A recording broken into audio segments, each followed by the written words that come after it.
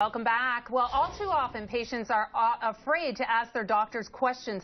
Sometimes it's out of fear that they'll offend the doctor. Other times it's just a lack of knowledge. Well, here to tell us how we can be our own best advocate, welcome Dr. Melanie Palm. Good morning. Hi, Brooke. All right, this is a huge topic because all too often people go in and they just let a doctor that they don't even know inject whatever it is, and they don't know what's being put into their body. What would you suggest we do, and what are the real problems here? Yeah, and I think it's also medicine in general. So I really welcome informed patients. Come in informed into the office. Ask them. There's no good physician that is going to be put off by questioning. So I always tell patients, ask about training of the physician. Are they board certified in the area that they're performing the expertise? If it's something really specialized, have they done additional training such as fellowship training?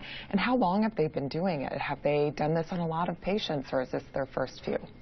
So you were telling me that it's important to not only ask what's being injected, but you can also ask to see the label. Yeah, and I have patients ask, for example, if we're doing a toxin such as Botox or Dysport, ask to actually see the box. So I actually brought some of these products. If you take a look at it, and we'll talk a little bit about distributors, there's actually only 3 companies that distribute all of the fillers and injectable toxins that we use in the U.S. And so your physician should only order from one of those 3, Allergan, Galderma, or MERS. Okay, so if it's anything outside of that, and we're talking about dermatological procedures for this, anything else other than those 3 products, then you may not be getting something good for your body. Yeah, there's alternate channels, and so I'm always weary when patients tell me about some sort of really lowball pricing that they've heard out in the community, because what that often means is that either the injector is getting gray market, meaning that they're importing sometimes valid product from Canada, Mexico, Europe,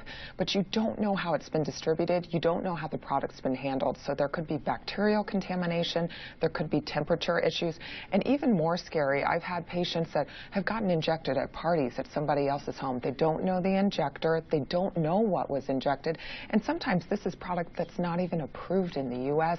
and things that can cause real problems down the line. And if it is at such a low cost, it could have been sitting in some mass warehouse with other products where temperature's not even controlled, right? Yeah, and that really can compromise the product. And, you know, there's also a growing trying to sort of save on costs. There are some physicians that even co-op together. They actually order through the appropriate companies, but they order to one office, and then it's distributed from there. And so you don't know what happens in that transit time. So again, that's a way it should be compromised. Your physician should just be ordering itself from these 3, and ask to see the box. On all of these products, there's a hologram either on the box or on the vial itself. That's the case with Botox. On Dysport, it's on the outside. Take a look at the lot number. It also tells you the expiration date. It obviously shouldn't have passed. And with a lot of these, I'm always happy to take it out of the box, show it to the patient, or even mix it up fresh right in front of them prior to injection. So one of the biggest points today, and one of the takeaways, is just don't be afraid to ask the doctor to do that. We think we're going to offend them, but it's not necessarily offensive to you as a physician. You know, I think for a long time, sort of medicine was sort of a paternalistic relationship between physician and patient, and I really welcome well-informed patients. Do not be afraid to ask things, and if in your gut something seems off, don't be afraid to leave. Okay, thank you so much, and we're going to have you back again at 10 o'clock. There's so much to talk about with this topic. Thank you.